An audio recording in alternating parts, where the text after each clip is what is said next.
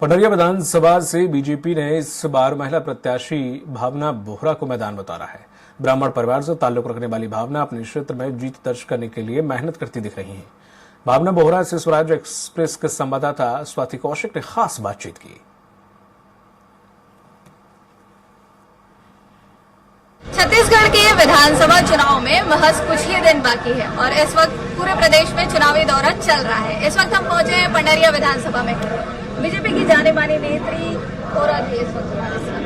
BJP ने वैसे भी बहुत नीच छुपकर महिला प्रत्याशियों को क्या लगता है, क्या कुछ खास?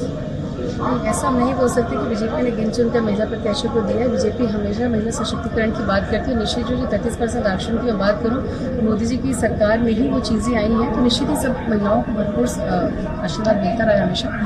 और निश्चित ही विधानसभा का मुझे दायित्व मिला है, पूरी ईमानदारी के साथ कोशिश कर रही हूँ कि विधानसभा पंडरिया में जीतकर हाईएस्ट वोटों से जीतकर मैं अपनी जीत दर्ज कराऊँ। और जिस तरीके से जन समर्थन मिल रहा है, मुझे पूरा विश्वास है कि काफ़ी सकारात्मक रिजल्ट रहेगा।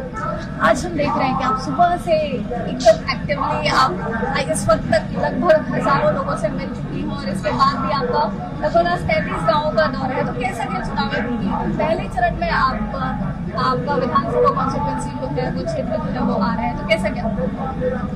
देखिए, जब कोई जनप्रतिनिधि आप बनते हैं तो आपका जो रूटीन है वो बहुत अलग हो जाता है। आप खुद से ज़्यादा समय आपको लोगों को, अपनी जनता को देना पड़ता है जो आप पे विश्वास करते हैं। मैं वही काम कर रही हूँ और चूँकि समय काफ़ी नज़दीक है, चुनाव का पहले चरण में हमारी पंडरिया विधानसभा का चुनाव है और समय काफ़ी कम मिला है। क्षेत्रफल की दृष्टि से पंडरिया सेकेंड लार्जेस्ट विधानसभा है। तो निश्चित ही प्रयास कर रही हूँ कि लोगों तक पहुँच पाऊँ, जितना मैक्सिमम गाँव में कवर कर पाऊँ। प्रयास यही है और देखते हैं जितना संपर्क हो पाए मैक्सिमम। भावना जी, इसके पहले भी यहाँ पर महिला प्रत्याशी जो है वो बतौर विधायक चुनते रहे, चाहे वो दूसरी पार्टी से।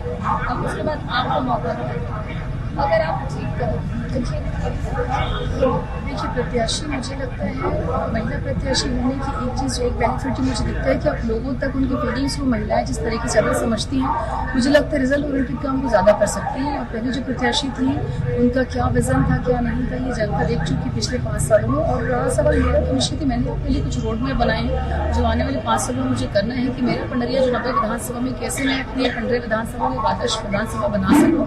तो मेरी प्राथमिकता वही कि अभी तक जो पंडरिया जिन चीज़ों में पीछे रहा है, चाहे मूलभूत सुविधाओं की बात करूँ या एक स्मार्ट सिटी की बात करूँ, कि निश्चित ही प्राथमिकता को रहेगी। अच्छा, चलते चलते कुछ एक आरोप प्रत्यारोप की बात जब राजनीति में आ जाते हैं तो बहुत सामान्य हो जाता है। आपके नाम की घोषणा जैसी तो सिंगल नाम निकले हैं तो प्रदेश में अलग वो चर्चा का विषय रहा।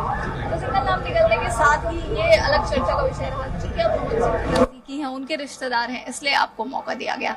इसमें कहीं ना कहीं मेहनत जो आपकी रही है वो छिपती हुई दिख रही है। तो कैसा क्या रिएक्शन था जब इस तरीके के एलिगेशंस लगे? देखिए, जहां आप राजनीति में आए हैं, एलिगेशन स्वतः ही आपके साथ आते हैं। उनमें कितनी सच्चाई है, कितनी नहीं रहती है, हम बहुत अच्छे तरीके से जानते हैं। और रहा सवाल मेरा, मैं ब्राह्मण फैमिली से आती हूँ और डॉक्टर रमन सिंह जी हम सबके वरिष्ठ हैं, हमारी भारतीय जनता पार्टी के वरिष्ठ। उन्होंने 15 साल छत्तीसगढ़ को बहुत ऊंचाइयों तक के पहुंचाया। तो हम सब एक परिवार के रूप में ही काम करते हैं। और एलिगेशंस, मैं इसको ये मानती हूँ कि कहीं ना कहीं आपकी आगे, जब आप आगे आते हैं तो आपकी इस तरीके से आपकी लोग लेग पुलिंग होती है, वो कॉमन है राजनीति में वो चीजें। बिल्कुल, लेग पुलिंग कॉमन है। एक जो सवाल शायद महिला प्रत्याशी होने के नाम पर या बीजेपी के प्रत्याशी होने के नाम पर या प्रदेश में चूंकि सत्ता नहीं है इस वजह से, अभी आप पंडरिया की स्थिति को क्या देखती हैं और आगे क्या करना चाहती हैं? पंडरिया में बहुत काम करने की जरूरत है। अभी विकास की गति पंडरिया में जो पिछले 5 साल तक थम गई है, मैं धीरे भी नहीं कहूंगी, पूरी तरह से थम जो गई थी, मुझे लगता है बहुत मेहनत उसके लिए हमें करनी पड़ेगी। जो रोड मैप हमने बनाया है, तो मुझे पूरा विश्वास है बहुत जल्दी जो मैंने अपने स्वयं के लिए जो संकल्प लिए हैं कि पंडरिया विधानसभा कैसा होना चाहिए, चुनाव जीतने के बाद से डे 1 मेरी प्लानिंग उसी पे होगी कि उस रोड मैप को मैं कवर कर पाऊँ और आने वाले समय में वो रिजल्ट उसका दिखा पाऊँ। कुछ वादे जो अब हमारे माध्यम के से आप अपनी जनता को करना चाहते हैं, क्या कुछ खास? निश्चित ही हमें सर भारतीय जनता पार्टी की सरकार पूरे छत्तीसगढ़ में बहुत बहुमत के साथ बनाने वाले, निश्चित ही। और मेरा प्रयास ये रहेगा कि पंडरिया उनमें से एक हो और हाईएस्ट वोट से हम यहाँ पे जीत कर आए।